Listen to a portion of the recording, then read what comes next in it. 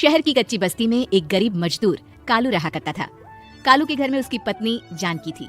जानकी लोगों के घरों में झाड़ू पोछा करके कुछ पैसे कमा लेती थी और वहीं कालू किसी तरह मेहनत मजदूरी करके 2 वक्त की रोटी का जुगाड़ कर लेता था।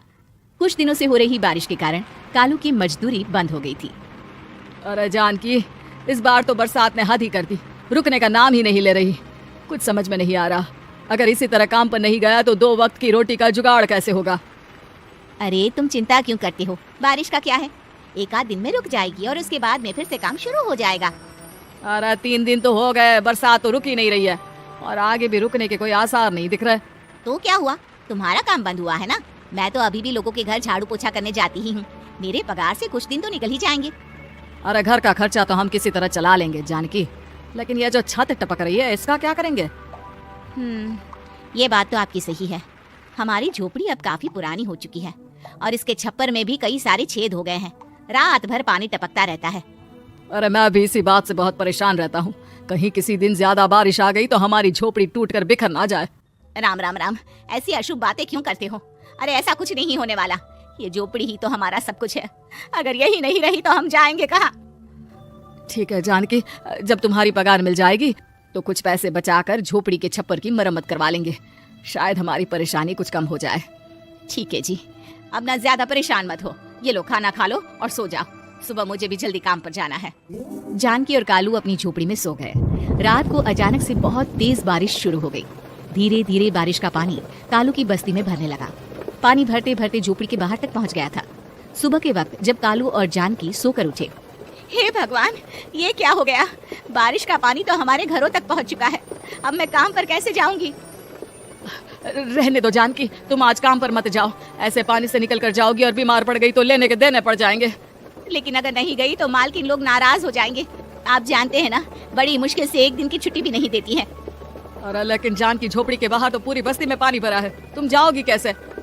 जानकी जैसे तैसे करके काम पर चली जाती है, लेकिन अगले दिन फिर से बहुत ज्यादा बारिश होती है और बस्ती में ज्यादा पानी भर जाता है। आज तो मैं तुम्हें किसी भी तरह काम पर नहीं जाने दूंगा। अरे अगर तुम्हें कुछ हो गया तो क्या होगा। ठीक है, तुम ठीक ही कहते हो, आज नहीं जाती। अगर मालकिन नाराज हो गई तो मना लूंगी किसी तरह। अरे मनाने वाली क्या बात है, जब तुम बताओगी कि हमारी झोपड़ी में पानी भर गया है तो वो खुद ही समझ जाएंगे ना।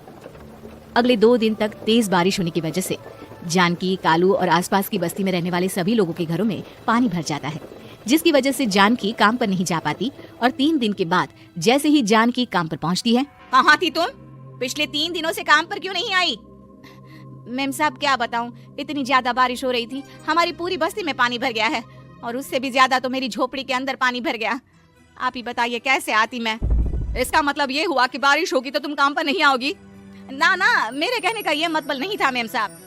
तुम जानती भी हो 3 दिन से कितनी परेशानी हो रही है मुझे, सारा काम मुझे खुद करना पड़ा। माफ कर दीजिए मालकिन जी, पर मैं क्या करती, आने के लिए रास्ता ही नहीं था, सब जगह पानी भरा हुआ था। बहाने तो तुझे बहुत बनाने आते हैं। जानकी देख, अगर अगली बार ऐसा किया ना तो फिर काम से हमेशा के लिए छुट्टी। अरे ना ना मालकिन, ऐसा मत कीजिए। बारिश की वजह से मेरे पति की मजदूरी भी छूट गई है। बड़ी मुश्किल से घर में 2 वक्त खाने की रोटी का जुगाड़ हो पाता है। आप मुझे काम से निकाल देंगे तो हम क्या खाएंगे। अगर इतनी ही चिंता है तो फिर रोजाना काम पर आया करो। चलो अब जल्दी से जाकर घर का सारा काम करो। बारिश रुकने का नाम ही नहीं ले रही थी। पूरे शहर में बाढ़ जैसे हालात बन गए थे, लेकिन नौकरी जाने के डर से जानकी किसी तरह रोज काम पर जाती थी। एक दिन जब जानकी काम करके अपने घर लौट आई तो अचानक उसकी बस्ती में कुछ लोगों का शोर सुनाई दिया। अरे लगता है बाहर कुछ हुआ है, मैं जाकर देखता हूँ। हाँ हाँ, पता तो कीजिए, ये बस्ती में लोग इतना शोर क्यों कर रहे हैं। बाहर जाकर कालू ने एक आदमी से पूछा, अरे क्या हुआ भाई, इतना शोर क्यों मचा रहा है। अरे क्या बताए भैया, अपनी बस्ती के बाहर एक पुल टूट गया है और वहाँ पर एक कार फंसी है। थोड़ी देर में अगर किसी ने नहीं बचाया ना तो वो कार पानी में बह जाएगी। ये क्या कह रहे हो भैया, कार के अंदर कोई है क्या। हाँ, कोई औरत बैठी है, अकेली है, बहुत रो रही है बेचारी, मदद के लिए बुला रही है। अरे तो हमें जाकर उनकी मदद करनी चाहिए ना। अरे लेकिन इसमें बहुत खतरा है, हमें अपने आप को बचाना चाहिए, पानी कभी भी हमारी बस्ती की तरफ आ सकता है। अरे तुम्हें नहीं चलना तो मत चलो, लेकिन मैं तो जाकर उस औरत की मदद जरूर करूंगा। कालू उस जगह पर पहुंचता है जहां वो औरत कार में फंसी हुई थी। वहां पर पानी का बहाव बहुत तेज था और सारा पानी कालू की बस्ती की तरफ ही आ रहा था।